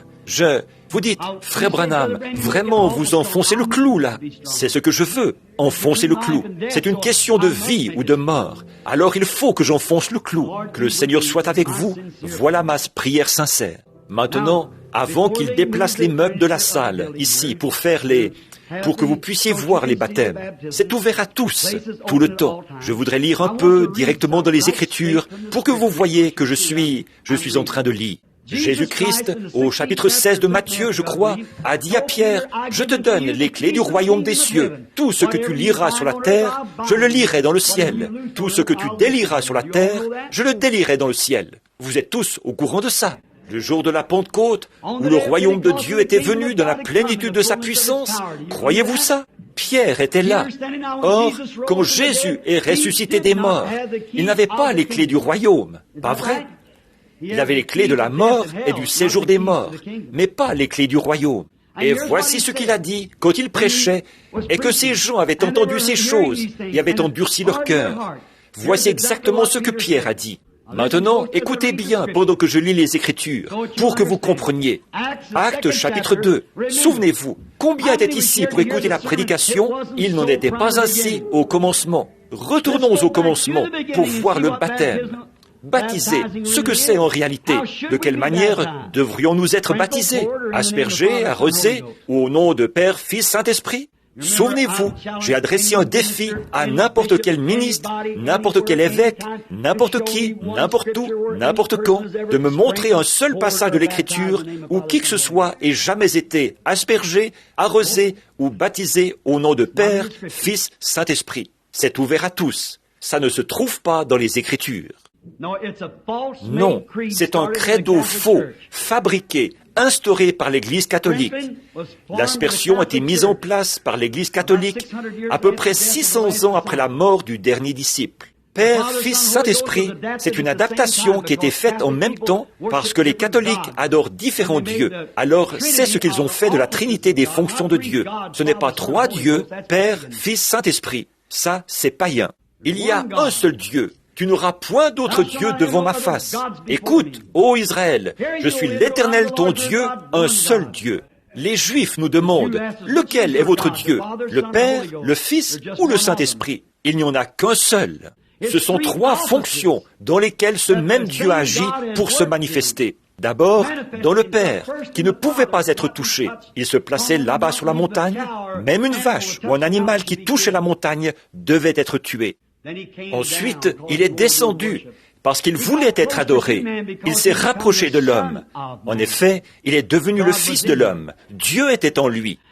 Et quand il a fait ça, c'est là qu'il a dit, « Encore un peu de temps, et le monde ne me verra plus. Mais vous me verrez, car un pronom personnel, je serai avec vous, et même en vous, jusqu'à la fin du monde. » Il a dit, « Je viens de Dieu. » Quoi donc? La colonne de feu. Je retourne à Dieu. Il l'a fait. Il l'a fait. Et alors, quand il a eu fait ça, qu'il est retourné à Dieu. Ensuite, nous voyons Paul, dans notre leçon de ce matin, qui était en route vers Damas. Et il est allé trouver Paul pendant qu'il était en route. Et il l'a jeté à terre. Et quand Paul a levé les yeux, qu'est-ce qu'il était? La colonne de feu, de nouveau, une lumière qui l'a rendu aveugle. Regardez ce que Jésus a fait quand il était sur terre, et qu'il a parlé à cette femme de ses péchés, qu'il a fait toutes ces choses. Il a dit, « Je ne fais rien sans que le Père me l'ait d'abord montré. » Ils lui ont demandé, il disait, « Pourquoi est-ce que tu ne vas pas là-bas guérir les gens qui sont là ?» Il a traversé une foule où se trouvaient des estropiés, des aveugles, des boiteux, des paralytiques. Il a guéri un homme qui souffrait de la prostate ou quelque chose du genre, couché sur une paillasse. Ils lui ont dit, « Pourquoi est-ce que tu ne le fais pas pour tous ceux qui sont là ?» Il a dit, en vérité, Jean 5, 19, là, en vérité, je vous le dis, le Fils ne peut rien faire de lui-même, mais ce qu'il voit faire au Père, le Fils le fait pareillement. Et le voici qui est revenu en ces derniers jours. Le monde de la science ne peut pas s'élever contre ça. L'Église ne peut pas s'élever contre ça. Le voici, il est revenu dans l'Église et il fait la même chose. L'Esprit. Ceux que Dieu veut, c'est ceux qui vont adorer en esprit et en vérité. Le voici. Voici ce qu'il a dit le jour de la Pentecôte. C'est Pierre qui prêche. C'est ce Jésus que Dieu a ressuscité, ce dont nous en sommes tous témoins. Est-ce que nous en sommes témoins? Élevé par la droite de Dieu, il a reçu du Père le Saint-Esprit qui avait été promis, et il a répandu, comme vous le voyez et l'entendez. Car David n'est point monté au ciel, mais il dit lui-même, « Le Seigneur a dit à mon Seigneur, assieds-toi à ma droite, jusqu'à ce que je fasse de tes ennemis ton marchepied. » Que toute la maison d'Israël sache donc avec certitude que Dieu a fait Seigneur et Christ, ce Jésus que vous avez crucifié. Après avoir entendu ce discours, ça, c'était les gens religieux. Après avoir entendu ce discours, ils eurent le cœur vivement touché. Et ils dirent à Pierre et aux autres apôtres, « Hommes frères, que ferons-nous? Est-ce que nous allons nous contenter de repartir et d'être de bonnes personnes? Non, non. Attention, Pierre, c'est toi qui as les clés du royaume maintenant. Ce que tu vas leur dire, Dieu a dit, je le mettrai sous clé au ciel, quand tu le mettras sous clé sur la terre. Pierre leur dit, repentez-vous et que chacun de vous soit baptisé au nom de Jésus-Christ pour le pardon de vos péchés, et vous recevrez le don du Saint-Esprit, car la promesse est pour vous, pour vos enfants et pour tous ceux qui sont au loin, en aussi grand nombre que le Seigneur notre Dieu les appellera. Encore un passage de l'Écriture. 32 ans plus tard, Paul, ici au chapitre 19, Paul, après avoir traversé les contrées supérieures, à Éphèse, il trouva certains disciples. Il leur dit, « Avez-vous reçu l'Esprit Saint après avoir cru ?» Les baptistes, laissez ça descendre profondément en vous. Avez-vous reçu le Saint-Esprit après avoir cru? C'est une naissance et non une confession. Mais nous ne savons pas si l'Esprit Saint est. Et il dit, de quel baptême avez-vous été baptisés? Ils avaient été baptisés du baptême de Jean. Paul leur dit, Jean a baptisé du baptême de la repentance, et non pour la rémission des péchés. Du baptême de la repentance, disons que vous devez croire en celui qui doit venir, c'est-à-dire en Jésus. Et ayant ouï ces choses, ils furent baptisés pour le nom du Seigneur Jésus-Christ. Et Paul leur imposa les mains, et l'Esprit Saint vint sur eux, et ils parlèrent en langue et glorifièrent Dieu. Maintenant, je vais vous emmener, Paul qui conclut son épître, dans Galates 1:8. Mais quand nous-mêmes, quand un ange du ciel annoncerait un autre évangile que celui que vous avez entendu, qu'il soit pour vous anathème.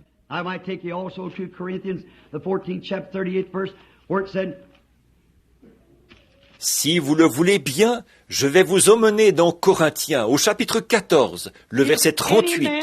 Il y est dit, « Si quelqu'un pense être spirituel ou prophète, qu'il reconnaisse que ce que je vous écris est le commandement du Seigneur.